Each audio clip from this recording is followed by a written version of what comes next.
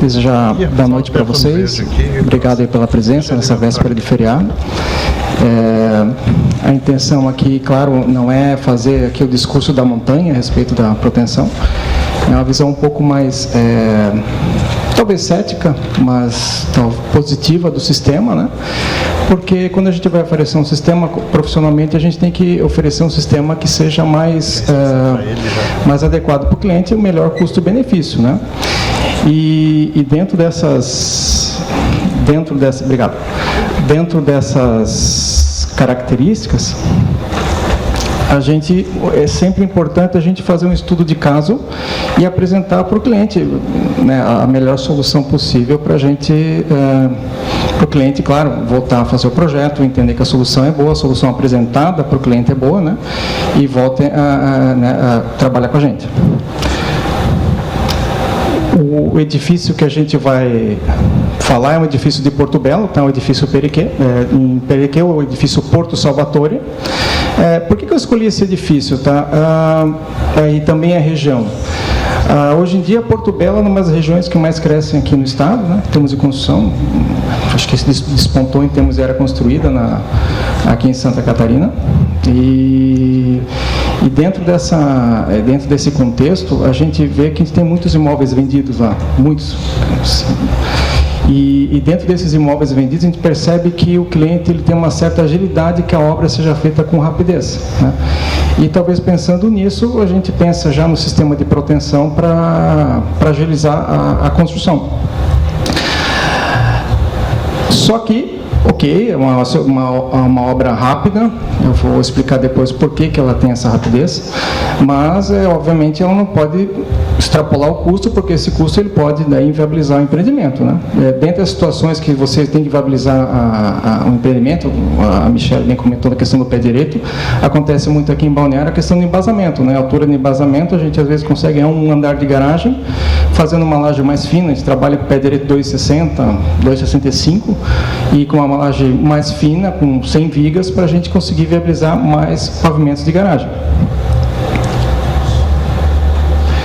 Bom, só falando um pouquinho de mim, eu sou catarinense, né? Eu me formei aqui na região. Também trabalho eu fiz uma pós-graduação em estruturas protendidas, né, em 2017. Também fui professor aqui na UDESC de 2002 a 2012 e trabalho com projetos estruturais de 2000 em diante. Agora eu vou deixar aqui com... Pessoal, boa noite. Para quem não me conhece, sou Henrico, diretor da Cador Incorporadora. É uma honra estar com vocês aqui hoje falando desse assunto tão interessante que é a proteção, né? Compartilhando aqui com o mestre Eduardo, com a nossa engenheira Heloísa. Então, sejam todos muito bem-vindos.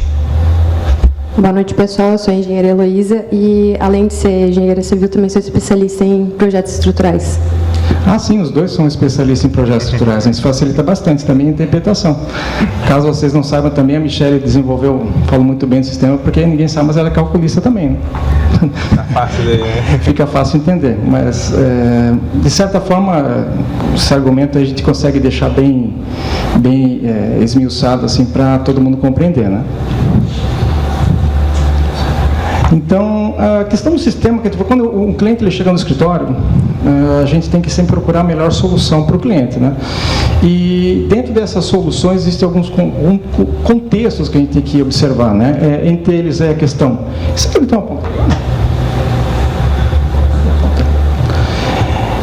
A gente tem razões específicas ou culturais, né, da cidade. Por exemplo, tem cidades, por exemplo, que todo mundo constrói da mesma forma e não altera, né? Razões econômicas, né? Eu vou citar custo-benefício, mas uma crise também pode mudar o preço dos materiais. Isso o projetista estrutural ele tem que estar atento a essa situação, né? Todo mundo vai lembrar da época da pandemia que a gente teve lá o aço batendo seus R$11 o quilo, né? E caso que o aço de proteção aumentou muito pouco, foi para R$12 o quilo. Então a gente estava botando ferro de proteção em tudo, né? Ninguém vai lembrar disso aí, né? Até apareceu uma situação de fibra de vidro, materiais alternativos para substituir o aço que estava em falta, né? Chegou a R$10, R$11 o quilo. E proteção mesmo ficou muito barata, né? E, na verdade, o que regulou esse preço na época? A oferta e procura. E dentro desse contexto ficou muito fácil fazer proteção. Então, isso ajudou muito assim, o sistema de proteção a difundir aqui na região, principalmente. Começou muito bem por Porto Belo também, né?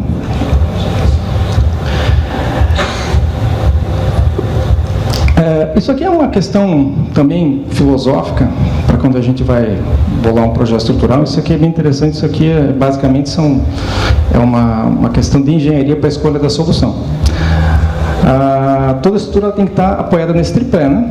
Ele tem que estar apoiado no tripé da segurança, economia e funcionalidade. E todas elas estão interligadas, né? E não podemos deixar de, com uma construção também, ela tem que ser uma construção forte, uma construção segura.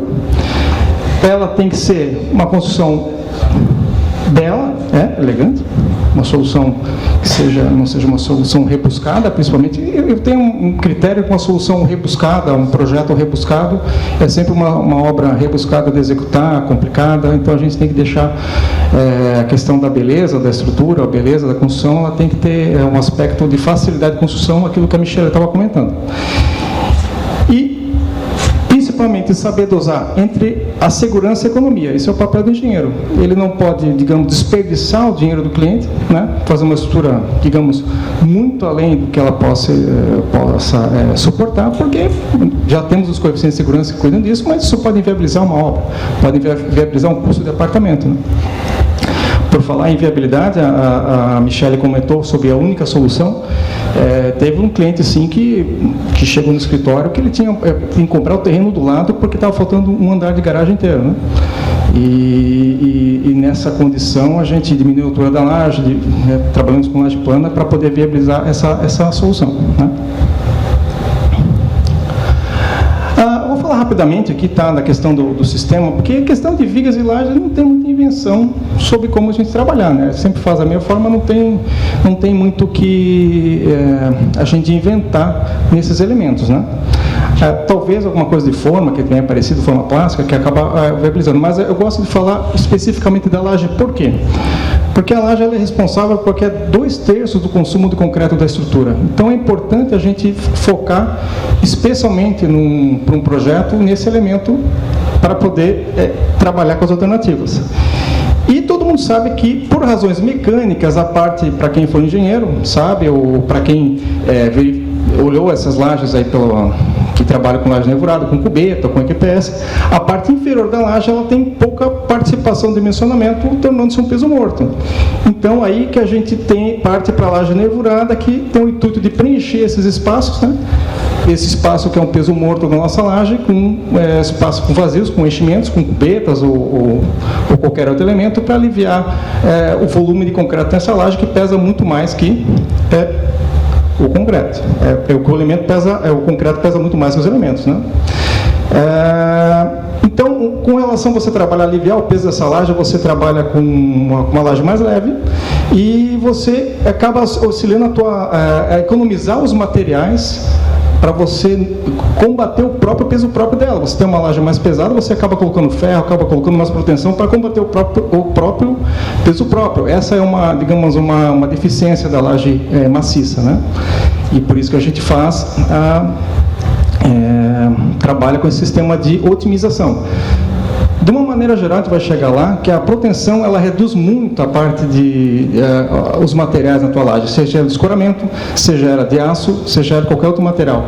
E acho que esse enfoque ambiental também, acho que ele vem bem a calhar, além da própria rapidez que acaba proporcionando isso aí. Que a rapidez não vem em função da menor quantidade de materiais. Ela vem mesmo em função do próprio sistema da proteção, como ela funciona, né, que acaba agilizando a retirada dos escoramentos. Aí, claro, nem tudo são flores, né? Qual é o problema da cubeta, no caso? É a questão da logística das operações desse enchimento.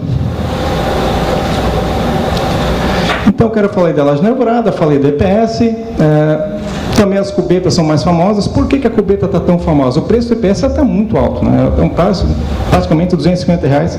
Eu vou falar rapidamente aqui, se eu posso comentar, que é a parte do tempo da velocidade da tua obra.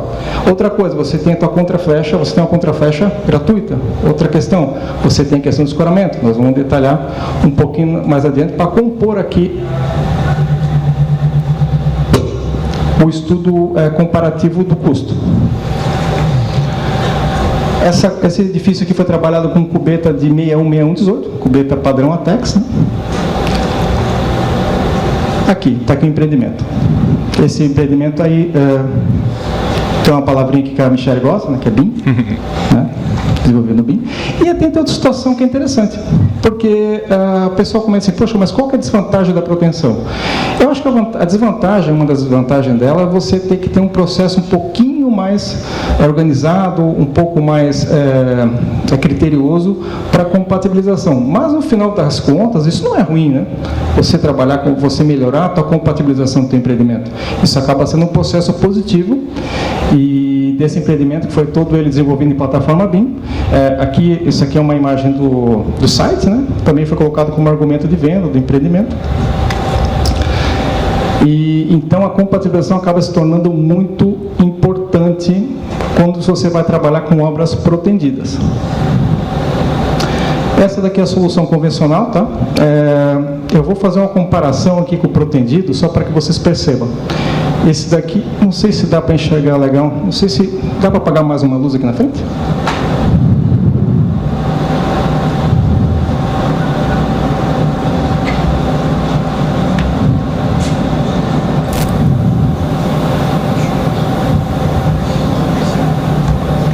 Acho que vai ficar melhor se a gente apagar uma luz aqui.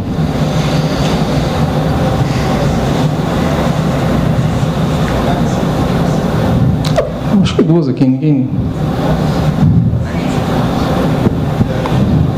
Eu tinha colocado esse slide aqui em branco,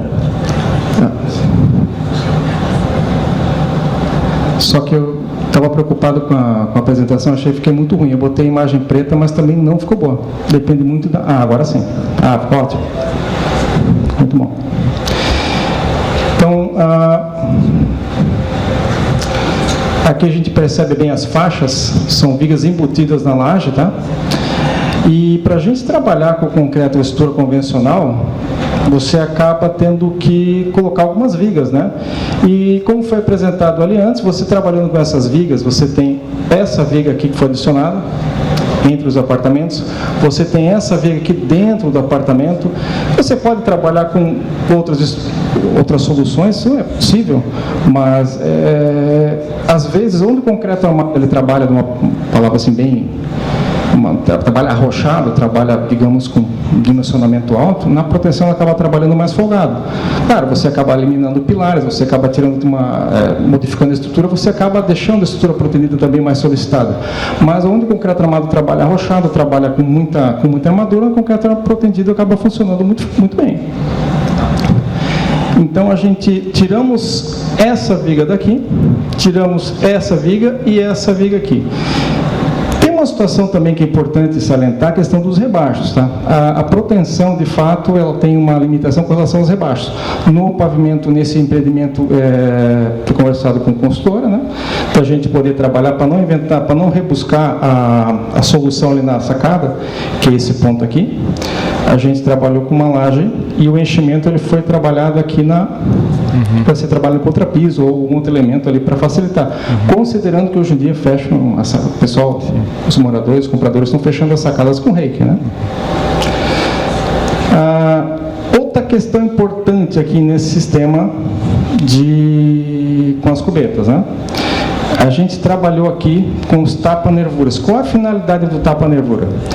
Uma vez a proteção dessa estrutura trabalhando numa direção, a outra direção ela fica morta, ela não tem finalidade.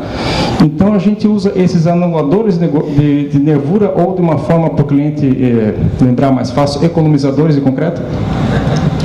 Com esses economizadores de concreto, você tapa essas nervuras que não são utilizadas, o aço de proteção ele passa nessa direção, aqui a faixa, na verdade o cabo está passando nessa direção aqui, e a gente deixa algumas nervuras sem o tapa-nervura para fazer o travamento da filmagem, né? É uma questão técnica, né? Está aqui detalhado aqui os tapa-nervuras, né? A proteção, os cabos eles estão passando na vertical e as faixas aqui que a gente substituiu as vigas chatas, né? Elas estão aqui na horizontal. Questão do custo da solução da estrutura convencional, tá? Isso daqui é um case real, foram pegados o projeto, os números, não foi do estudo, tinha uma planilha para o estudo e tem uma planilha com o resultado real do projeto que demonstrou melhor ainda que o estudo, né? Essa foi a parte interessante. Aqui eu estou colocando nos itens objetivos, o que é interessante para o cliente, a questão do custo. O cliente não quer saber às vezes de outras questões, ele quer saber porque ele está preocupado se a obra dele é mais cara ou não, né? Como como muita gente pensa às vezes da proteção como uma solução cara, mas de fato ela é uma solução cara por metro quadrado por quilo, se você considerar o material mais a mão de obra para proteção, chega a R$20 o quilo, mas você vai trabalhar muito menos com ele, como foi citado, a questão do conta-gotas. Ou mesmo quando você vai trabalhar o estudo, é como você botar sal na comida, né? Você vai colocando sal até um certo limite. Se você errar o sal, você estraga a comida e estraga também a viabilidade do empreendimento, que de fato é um material unitário, ele é muito caro.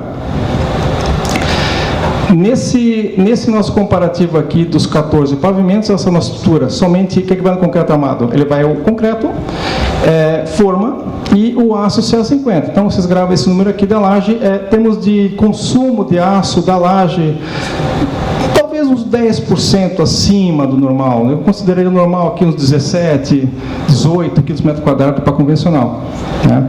Questão do volume de concreto, a lâmina média, né? 0,14, aproximadamente 0,15 metro cúbico por metro quadrado, ele tá dentro de um parâmetro aceitável, né? É uma estrutura aceitável, né? Aqui está a solução em proteção, também todos os valores você tem de concreto, você teve redução do volume de concreto, acho que muito em função do tapa-nervura também, ele ajuda bastante diminuir o consumo de concreto. Você tem a parte das formas, também você eliminou algumas vigas internas, o que eu posso considerar subjetivo? Subjetivo eu posso considerar a situação de você ter menos vigas para você furar, né? A questão para facilitar a compatibilização, mas ela é subjetiva que para o cliente isso não precisa ser necessariamente importante.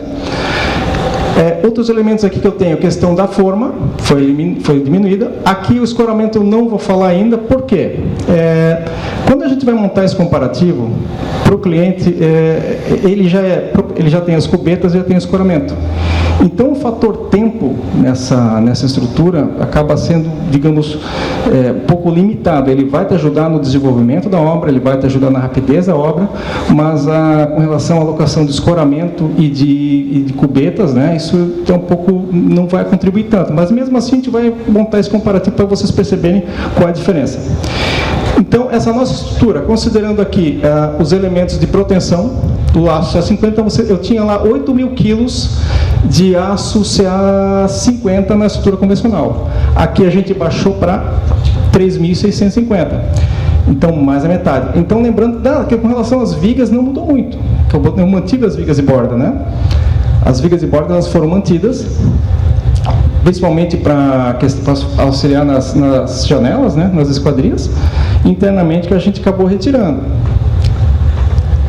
A maior mudança, a maior diminuição mesmo do aço foi com relação às lajes mesmo, porque a gente faz aquela substituição. Grosseiramente, né, cada 2,76 kg de aço CA50, a gente troca por 1 kg de CT190, mais o ganho das flechas, o ganho da rapidez, etc. São itens que eu vou falar adiante, são subjetivos, né?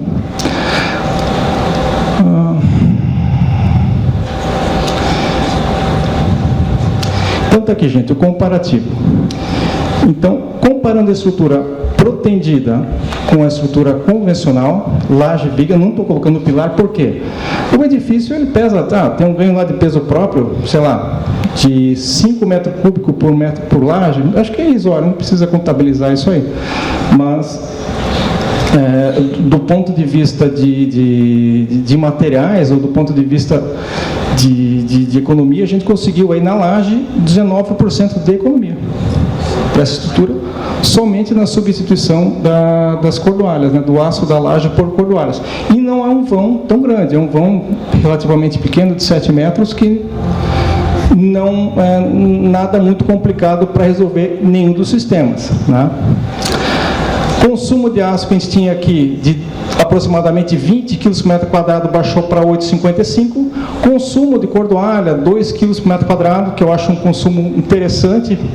Esse valor aqui é interessante a gente guardar para uma estrutura protendida, de 2 kg por metro quadrado na nervurada. E agora falando um pouco dos itens subjetivos, que às vezes para o cliente, eu acho que para o cliente sim é importante liberar o apartamento. Aquilo que eu comentei para vocês, hoje em dia você tem uma quantidade grande de imóveis vendidos, principalmente na região, que desponta muito bem, e o cliente ele precisa de agilidade, até porque ele precisa mostrar, que a gente escuta muito numa Curitiba, o pessoal fala muito de tapume de obra vendedor, tapume de obra campeão. Quem que fala o Vinícius aí? É a Laguna que fala, né? A proteção é realizada em 2 dias. A gente consegue a resistência de 20 megapascal em 2 dias. Então, depende muito da questão da agilidade da obra para você fazer isso acontecer. E dado esse sistema, a partir do instante que você tem uma carga contra a gravidade, você precisa de menos escoras no teu empreendimento. Então, aqui que foi comentado, você trabalha na estrutura convencional, você trabalha com 150, 25, 25, mantendo-se 4 pavimentos escorados, e na proteção você trabalha com 100%, que é basicamente o pavimento que você está concretando, né? E 25% no pavimento abaixo, porque você ainda está recebendo uma carga aproximada aí de 500 kg por metro quadrado de concretagem, que você tem que manter escorado pelo menos mantendo pelo menos 25% na nervurada e 50% na maciça. Então aqui eu quero deixar esse tempo eu quero considerar o fato do aluguel, do fator tempo, e também uma situação que é interessante é o seguinte, a questão da contratação da mão de obra para executar a tua estrutura. Por quê? Vocês perceberam ali que a gente teve uma redução de mais de 50% do aço de laje nas vigas, né, do pavimento tipo.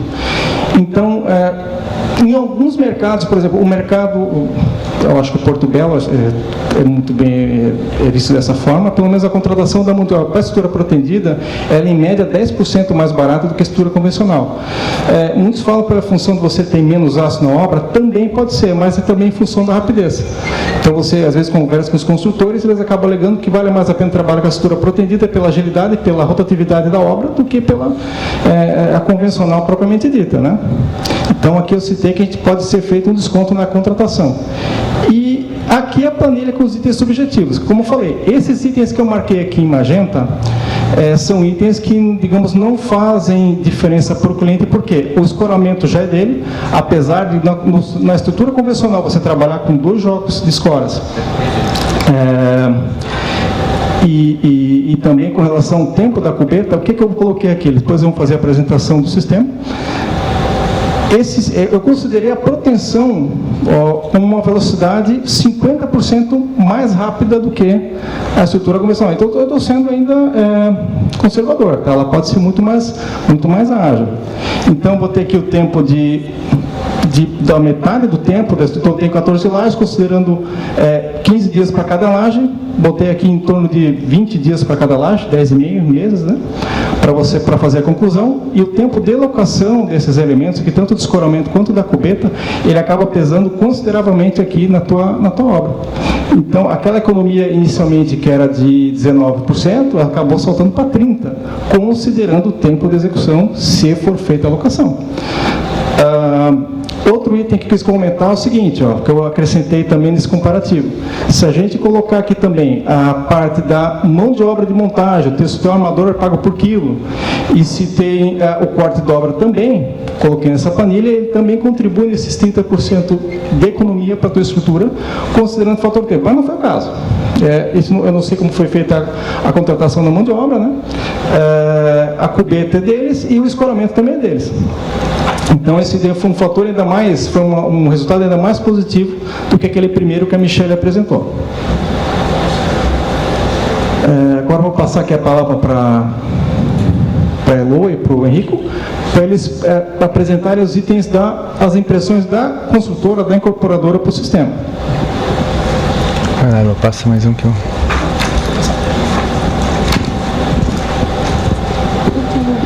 Pessoal, então a gente trouxe um sistema passo a passo como foi executada a laje do Porto Salvatore, datados, né, o que a gente fazia em cada dia. A Heloísa vai explicar melhor como é que foi essa execução. Então, Heloísa. Vou estar falando então sobre o ciclo das lajes. Só Heloísa, Os dias 1 e 2 ele é feito pela locação dos pilares, soltagem da armadura e depois o fechamento dos pilares após conferência. Os dias 3 e 4 a gente estava soltando os fundos da viga e já soltando a parte para receber o cimbramento. Nos dias 4 e 5 ainda, a gente já começava a soltar as longarinas primárias e as secundárias das vigas para receber a laje. No dia 6 começava a colocação da cubeta, então já era deixado o cimbramento com o espaço correto para cada posição das cubetas. Lançado após disso as formas externas e as vigas. No 9º dia por aí começa a vir a armadura da laje positiva junto com a colocação dos cabos. Vale frisar ali o tapa-nervura que o Eduardo comentou. E a armadura de fretagem, que é bem importante, que faz segura as tensões na hora da proteção. No dia 10 a gente tem a colocação dos cabos, isso ocorre normalmente em um dia direto. E nos dias 11 e 12, então, finalização com a armadura negativa, colocação das passagens da laje e, por fim, no último dia, a nossa concretagem.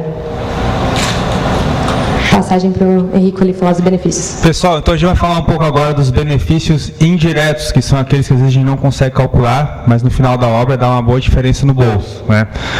Primeiro ponto, na laje do Porto Salvatore, a gente conseguiu economizar uma média de um homem, um carpinteiro, e um homem trabalhando na ferragem, né? Por que essa economia de um armador e de um carpinteiro?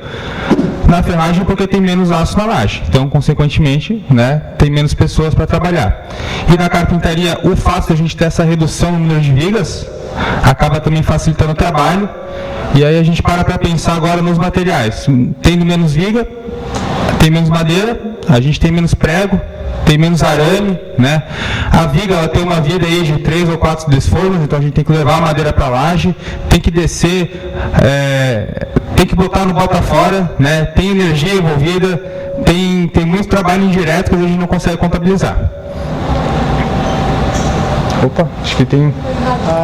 tem mais 2 slides aí. Eu prossigo aqui, Eduardo, não tem problema. Acho que a apresentação tem mais 2 slides no pendrive que eu salvei ali.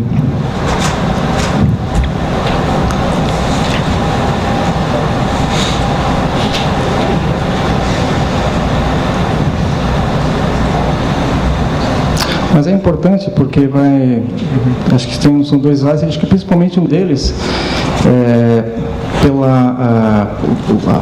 tamanho da nossa obra, né? Ela tem um embasamento grande, houve necessidade de fazer uma junta de dilatação, que não é uma junta de dilatação, né? Foi uma concretagem de 2 etapas, e esses slides eles são interessantes de apresentar porque também é uma questão de viabilidade, porque hoje em dia fala-se muito na estrutura convencional na junta de dilatação, mas quando a gente tem na proteção não há necessidade, porque a estrutura trabalha comprimida, né? E então a necessidade da junta de dilatação ela é propriamente mais associada à quantidade de metros cúbicos que a construtora consegue fazer do que de uma junta técnica propriamente.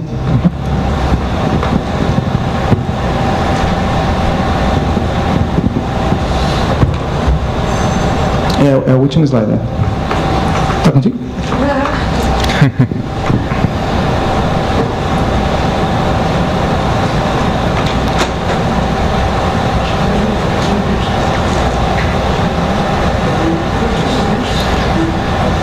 Quase lá.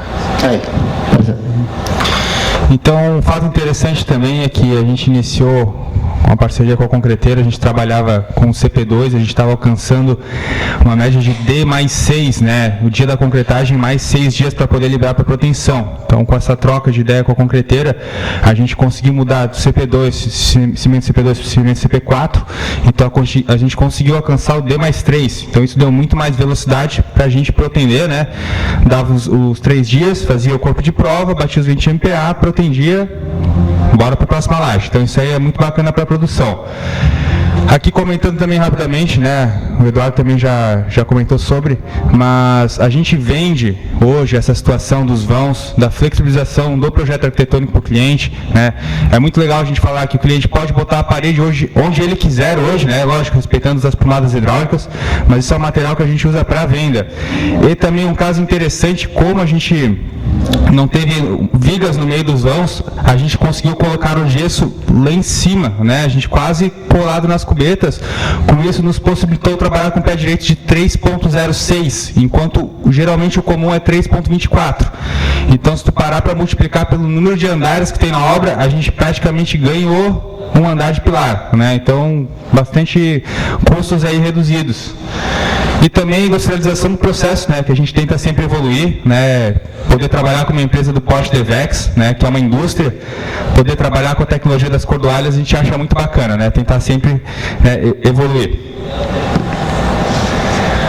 Agora o estudo de caso, que eu achei muito interessante que a gente conseguiu usar na nossa obra, né. A obra anterior a gente tinha trabalhado no sistema de EPS e na obra do Porto Salvatore a gente decidiu trocar pelo aumento dos preços. Porém, a gente não queria descapitalizar e comprar as cubetas para toda a obra e nem as escoras. Então, a gente teve o plano de comprar as cubetas para laje tipo, as escoras para laje tipo e o embasamento a gente ia alocar. O embasamento ele tem praticamente o dobro do tamanho do tipo. Mas a gente foi ver, os valores de locação eles também não eram tão baratos, né? A gente viu que no mercado não era assim também tão simples. Então a gente estudou uma ideia, trouxe essa situação para o Eduardo da possibilidade de dividir essa laje, concretá-la 2 vezes. A gente mandou para o Eduardo, ele autorizou, passou certinho o ponto que a gente deveria fazer essa semi-proteção. Então a gente conseguiu concretar no sistema 30% mais 70%. Então a gente concretava 30% de embasamento, fazia uma semi-proteção, né, dá para ver os cabos passados para fora, né, que seria 30% da laje, concretava, dava o D mais 3, tirava todas as cubetas, tirava todas as escoras e jogava para o outro lado, né. Então isso foi muito bom para o bolso, né, a gente conseguiu economizar bastante dinheiro com isso. É isso, obrigada, pessoal.